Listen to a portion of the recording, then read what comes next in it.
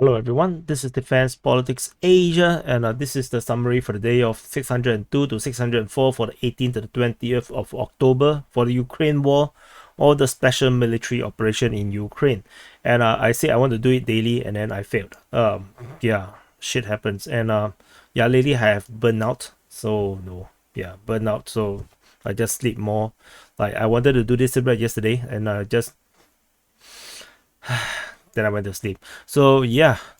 So let's start off with Black Sea. At the Black Sea, there is one unmanned surface vessel (USV) that was neutralized according to the Russian Defense Ministry. Whatever the word neutralized means, up to you to decide what that's supposed to mean.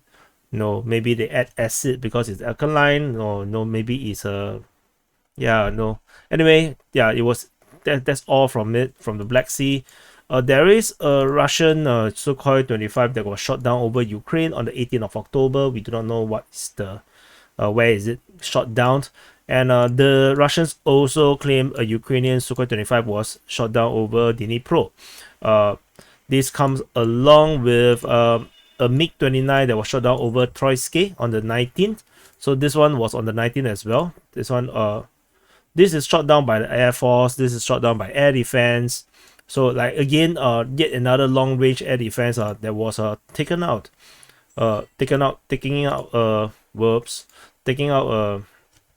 aircraft from distance. The distance from the front line this time round is over 100 kilometers. So it's a very long range surface to air missile system shoot down. And there's also a Mi 8. Where's the Mi 8? Where's the Mi 8? The Mi 8 is also Mi 8 was shot down over Zaporizhzhia. This is also shot down by air defense, but this is much nearer.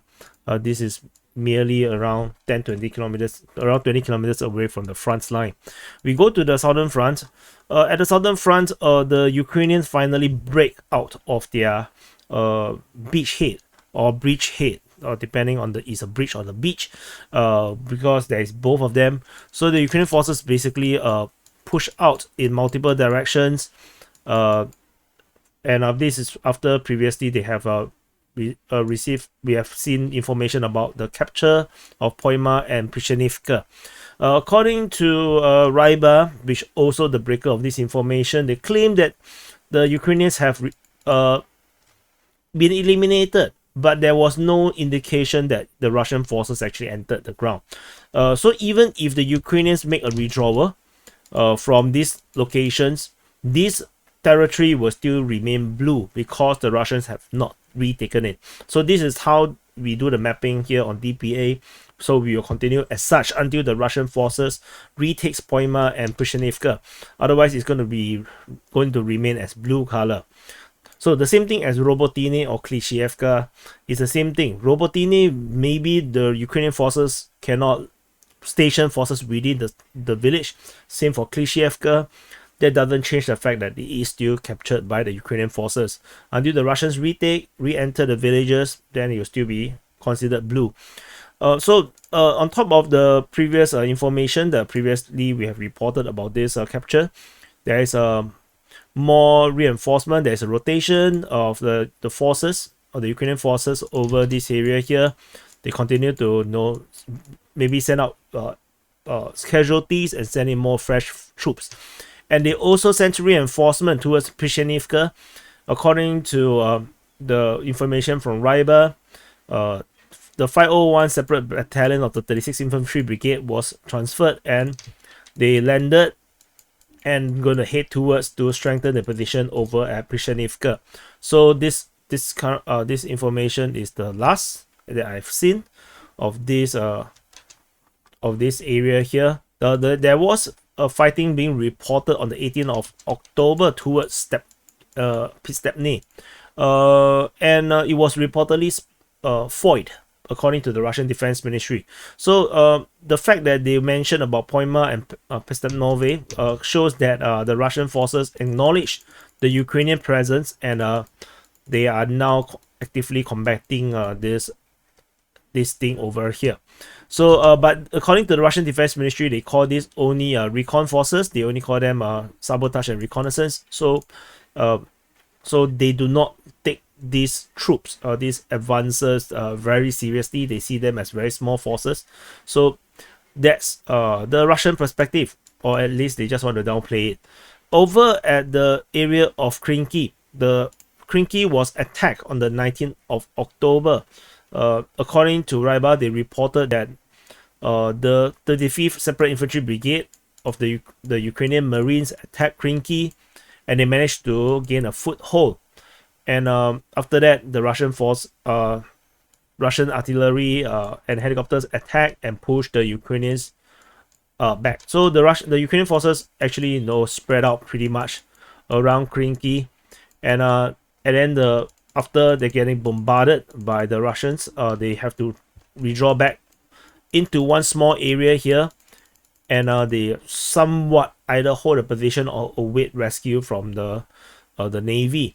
So the last information that we have seen is actually by Ryba. They say that the Russian forces is now making efforts to destroy this group within the village in the northern outskirts of the village of Krinky, which means the Ukrainian forces may have already withdrawn out of the village after they find it untenable. The Russian forces are somewhat giving chase in this way.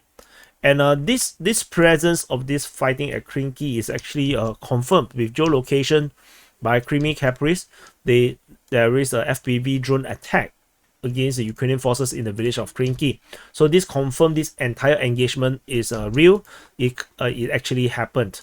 Tentatively, it does seem like the advance, this landing and this attempt at capturing Krinky may not have succeeded. So that's all from the Kherson Front. We move into the Zaporizhzhia Front. So this is the Zaporizhzhia. Oh, wrong color. This is the What's that's worse, man?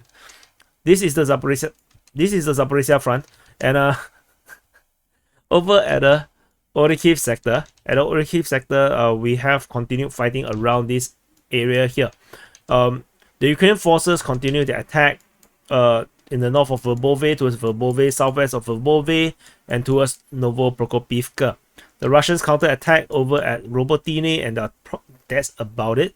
So the initiative went back to the Ukrainians. There is geolocation of Ukrainian forces within Robotine, but they were shelled by the Russian forces. The Ukrainian push towards the west of Robotine seems to have stopped. We haven't seen any reports about this advance over at the western side. The Russians reportedly were counter-attacking on the 20th of October, according to the Ukrainian Defense Ministry. And the fighting over in Novoprokopivka, we're not sure actually if it's northeast or actually is the north, or is it in the east. There is actually no indication. Deep State UA talk about clashes and fighting around Novoprokopivka, but actually there was no clear information where the fighting is occurring. Is it here? So I tentatively put it as northeast, because this is the most common area where the Ukrainians are making advances over on the Novoprokopivka region. The Russian forces is geolocated over at this position along the tree line on the east of Novoprokopivka, which shows the Russians actually are making some kind of progress. They are moving up along this area here, but it doesn't change the fact that the Ukrainians are still pushing in the southwest of Verbove and towards Verbove. In the southwest of Verbove, we have fighting on the 19th of October, according to Deep State UA, and on the Verbove itself undergo attacks over the past 3 days. 18, 19, 20, there was reports from the Russian Defense Ministry, and the latest from Deep State UA of the Ukrainian push towards Verbove. And a geolocation of Ukrainian forces along the road have basically shows that this on the 18th of October shows that the Russians advances over this area has been negated. The Ukrainian forces have counterattacked. How far have they gone is kind of unclear at this moment. The geolocation is basically the geolocation of the front line of the Ukrainian forces making the push along the road. In the north of Verbove, according to Deep State UA, they say that there is fighting north of Verbove, and they say that it's partial success.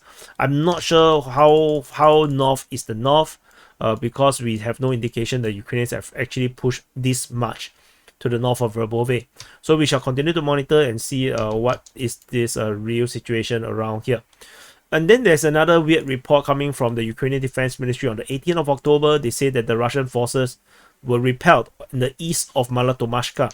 So Malatomashka is here. East would probably means that the Russian forces are around here, which probably is not. I'm not exactly sure. So unless they are saying that the Russians have pushed out from Novosilka and are moving up to the west of Velyka.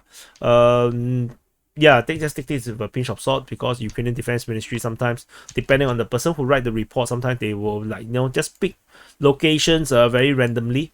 So moving away, over at the Hulyaipole sector, there is clashes over at the Chervony region.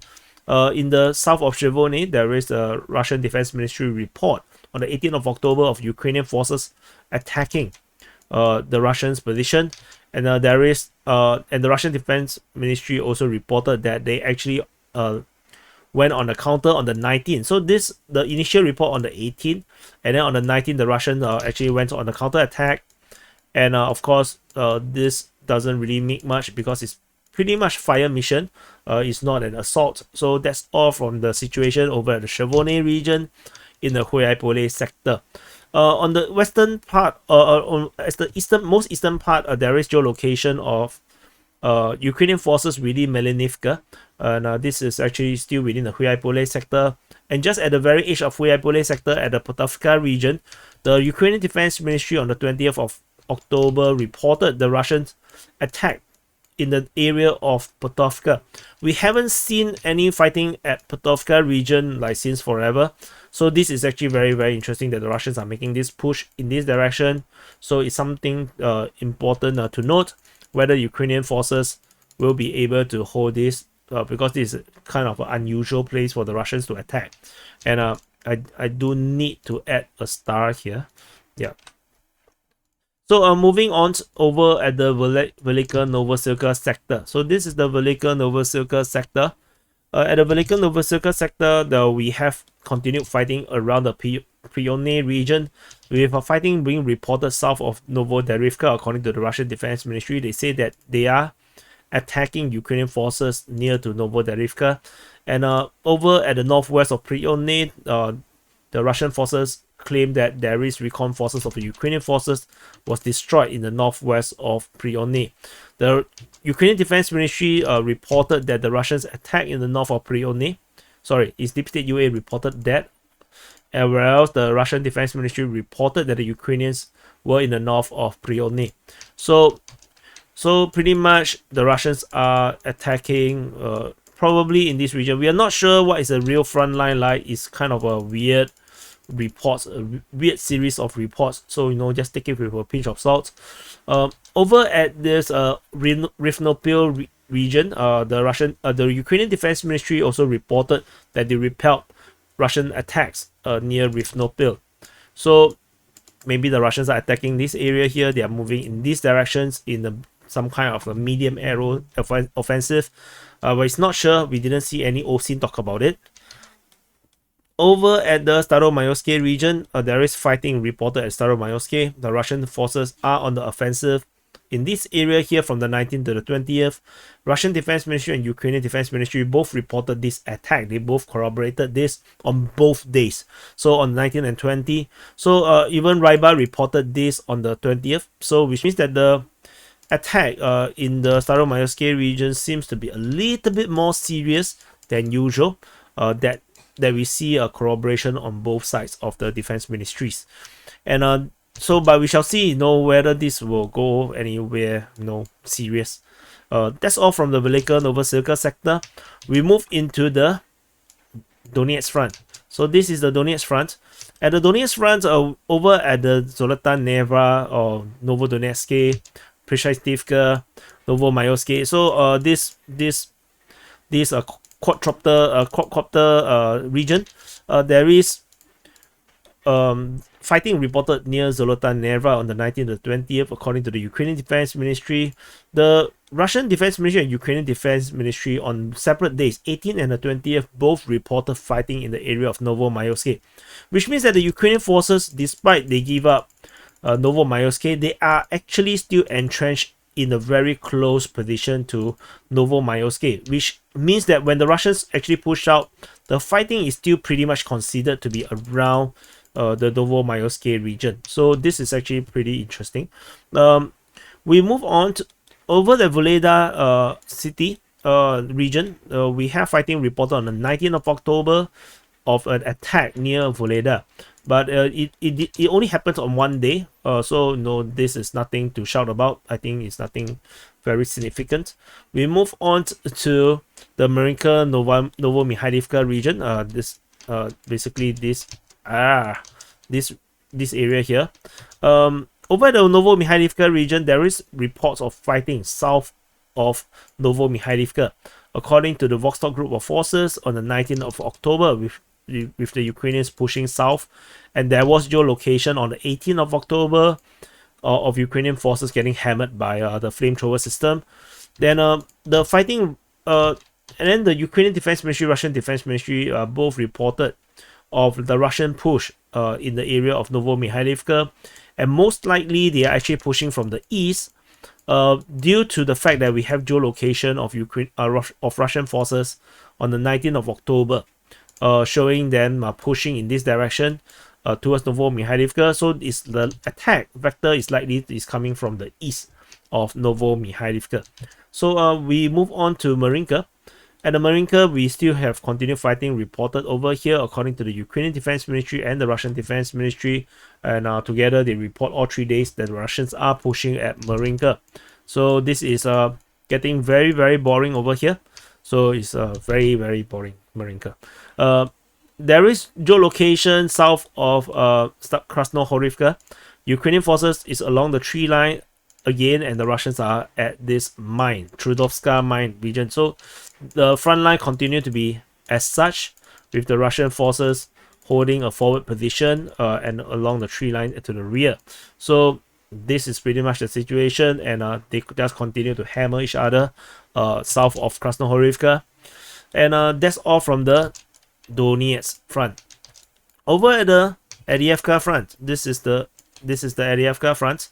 At the Avdiivka Front, the Russian offensive resumes. So after they kind of pause a day or two, the Russian offensive at the Avdiivka region restarts again, with fighting reported towards Novokalinove, towards Stepove, towards Badaichi, towards the north of Avdiivka, south of Avdiivka, at Zhevene, towards Leshtokine, and in the area of Vodian and Pervomaiske.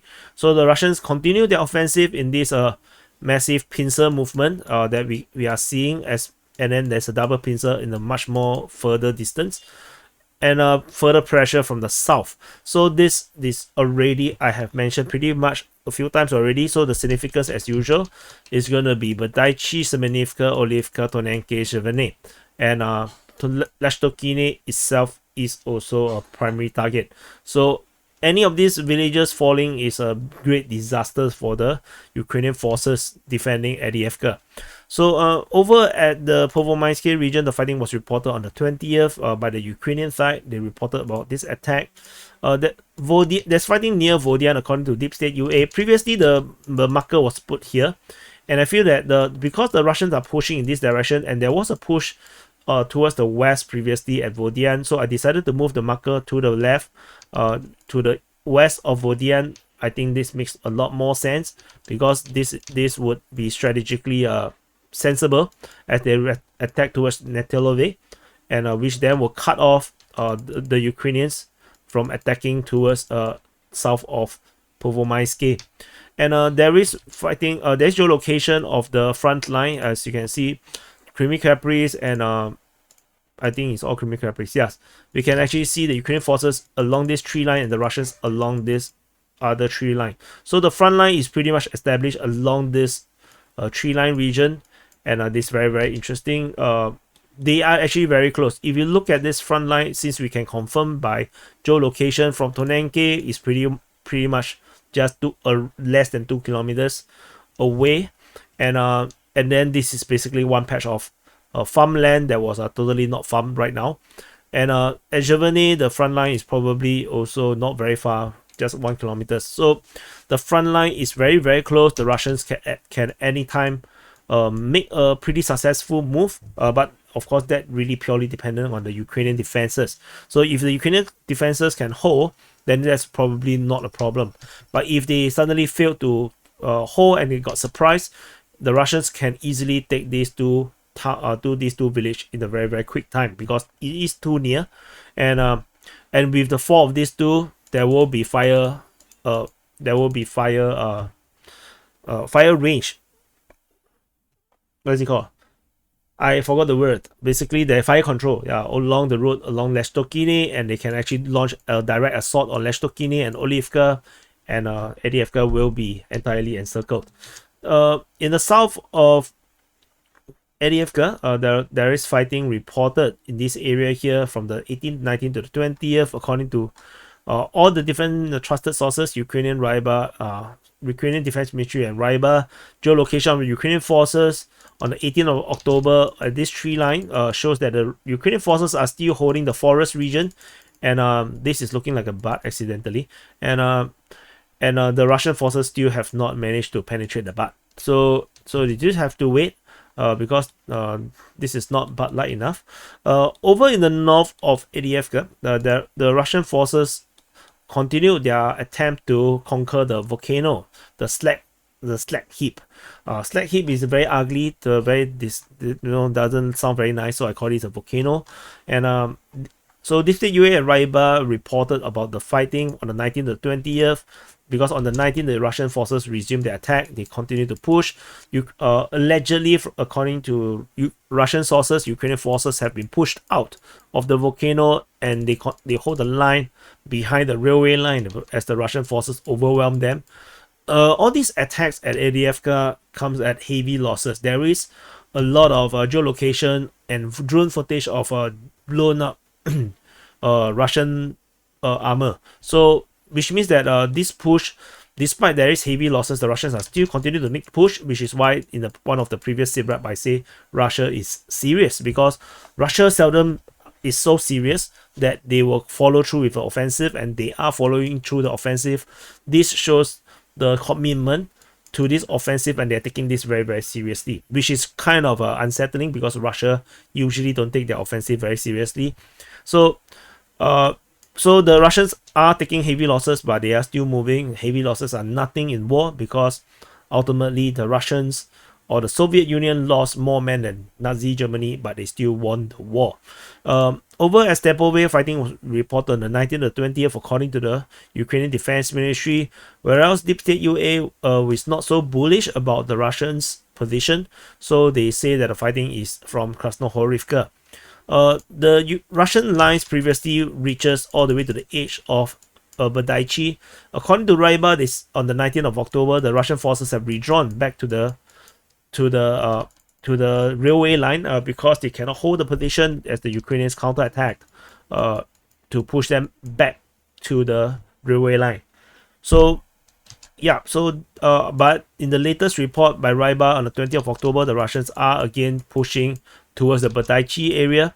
So let's see how this goes, whether the Russians can actually succeed. Over in the north of Krasnohorivka, we have geolocation of Ukrainian forces, showing that the Ukrainian forces still holding a good position north of Krasnohorivka, whereas the Ukrainian Defense Ministry continue to report that the Russians are pushing for Novosilka, and they are the only information source that talks about Novosilka.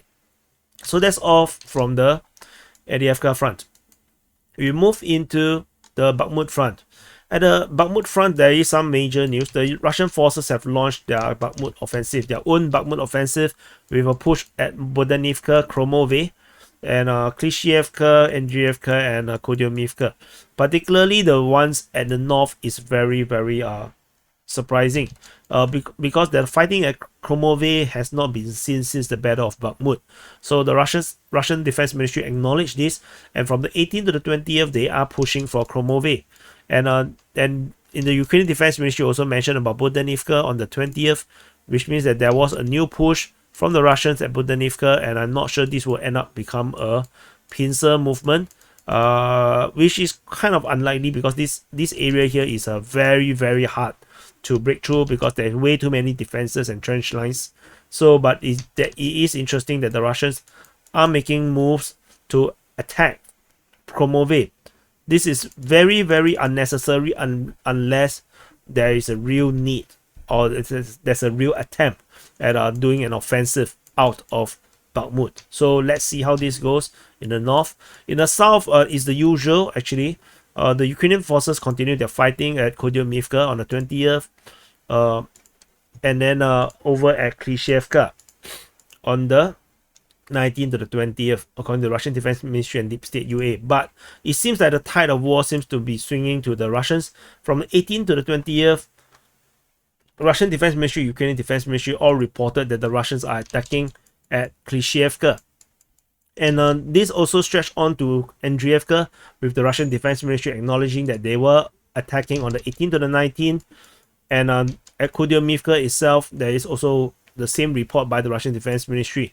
So the Russian Defense Ministry reporting this means that they are acknowledging that they are making an offensive or some kind of push in this direction, and the aim is to push the Ukrainians back to the canal. And this is going to be quite a task because the Ukrainians are still acknowledging that they are on the offensive in the Bakhmut Front. So let's see how this goes.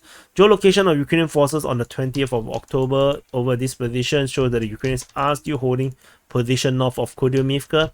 So basically this is the situation here. So this is the Bakhmut Front, and we move on into the Svatova Front. There is no reports at the Svatova Front. This is Svatova, and we move into the Kreminna Front. So this is Kreminna. At the Kreminna Front, the Russian forces reportedly were attacking on the 20th of October in the Serebranske forestry. And that's about it though. There is geolocation of Russian forces over on this road along the trees, the forest, which is previously established as Russian controlled. So there's nothing new to this. Ukrainian forces were established this position, southwestern part of Dniprova. So Ukrainians are here, so that actually shows that our mapping is still pretty much correct. And there is fighting reported at Dniprova from the 18th to the 19th, according to the Russian Defense Ministry. The Ukrainian forces are pushing Dniprova, but so far this has been an ongoing thing. I don't think we should feel anything special about this. And we move further up north. There is fighting reported at Nevsky, according to the Ukrainian Defense Ministry. On the 20th of October, the Russians are pushing Nevsky, and they are also continuing their attack over at Makiivka, according to the Ukrainian Defense Ministry and Deep State UA. From the 18th to the 19th, Ukrainian forces were counter-attacking on the 19th to 20th, according to the Russian Defense Ministry. So the Russians are pushing. They were pushing at Makiivka. So again, they were pushing at Makiivka, and then the Ukrainian forces counterattack. They counterattack against the Russian forces, and as they counterattack, the Russian forces attack Nevsky. So this is likely to be a tactical move. They're going to force the Ukrainians to redeploy to Nevsky, since the Russian forces is getting pushed back over at the Makiivka region. So this might be what is currently happening, tactical battles. Moving further up north into the Svatova Front. This is Svatova. At Svatova Front, there is continued fighting over in the region of Novosilka and Nadia. So at Novosilka, the Ukrainian forces continue their attack. According to the Russian Defense Ministry, on the 19th to the 20th, they are pushing. Whereas they also mentioned about Serhievka on the 18th. So this is the Ukrainian push. The Russians are pushing over at Ryhorovka and Nadia. Information coming from the Ukrainian Defense Ministry, and also at also by Deep State UA. So Deep State UA mentioned Ryhorovka, and the Ukrainian Defense Ministry mentioned Nadia. So it could be pretty much the same offensive in this area here. So that's all from the Svatova Front. There is also fighting reported at Novosilka, according to the Deep State UA, from the 19th to the 20th. It was not mentioned by the Ukrainian Defense Ministry, so take this with a pinch of salt. And we move on to the Kupyansk Front. So this is Kupyansk. This city here is Kupyansk, and the Russian offensive at their Russian Kupyansk offensive is still ongoing from Liman Pershi-Sinkivka on the northern flank, and then from the eastern flank in the area of Ivanivka Khaistivka. And west of Orikhiv. So the Ukrainian forces are counter-attacking at Sinkivka. They attack at Pershotravneve towards Orikhiv, Ivanivka. So this is the overall strategic situation in this area here. And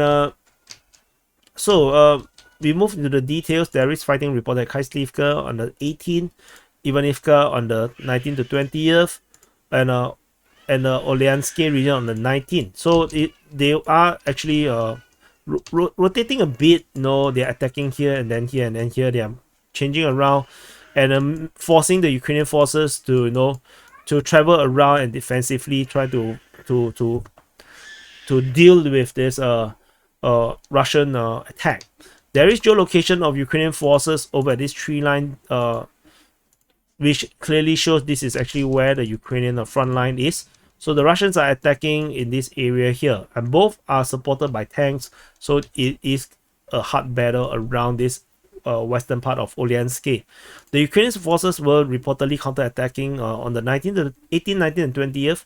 According to the Russian Defense Ministry, the Ukrainian forces are conducting attacks, and I'm not sure if this is they are referring to the entire area or just Ivanivka. So let's see how these advances go. Over at Pershotravneve, we haven't seen this word for a long time, since 2 months ago, 14th of August, and so the Russian Defense Ministry reported the Ukrainians attack in the area of Pershotravneve. So maybe this is just an attempt to force the Russians to redeploy north and to deal with this sudden attack. The attack comes on the 18th, but it didn't. It was not sustained. It didn't happen on the 19th to the 20th. So, which means this is just a probing attack. This is just a distraction. Geolocation of Ukrainian forces at Petropavlivka. So this continues to show Ukrainian presence. And then over at the Sinkivka region, we have the Russians continue their offensive according to the Ukrainian Defense Ministry from the 18th, 19th to 20th. And then Liman Pershi, as usual, is only reported by Deep State UA from the 19th to the 20th. The Russian Defense Ministry reported on the 18th, 19th, and 20th the Ukrainians are actually on the counter-attack. So if you look in this way, that it could be a case where the Russians are attacking and the Ukrainians are actually actively pushing back as well. So it is a even clash between the two sides. So yeah, so let's see how this goes. There is still no clear winner over at the Kupyansk Front. Battles are still raging over at this area here. Yeah, and that's it. This is the SITREP for the day of 602 to 604 for the 18th to the 20th of October. And just some admin. So previously, the plan is to do SITREP and post it exclusively behind a paywall, and then the conclusion part I will crop out to put it on the public publishing. But because to save time due to the Israeli Hamas war, I have to reduce the amount of time I spend editing so that I can cover more stuff. So instead, we will have the SITREP on the delayed telecast, whereas the paying members will get it in advance. They will get it first, and then the rest, the public, will get a delayed telecast like what you are seeing now if you are watching on YouTube right now. And if you are not non-paying members, yeah, it will be scheduled after whatever other scheduled videos, so that there is some space to let the previous video to have airtime before we publish this, to avoid cannibalism. So anyway, thank you for watching, and yeah, I'll see you in the next update.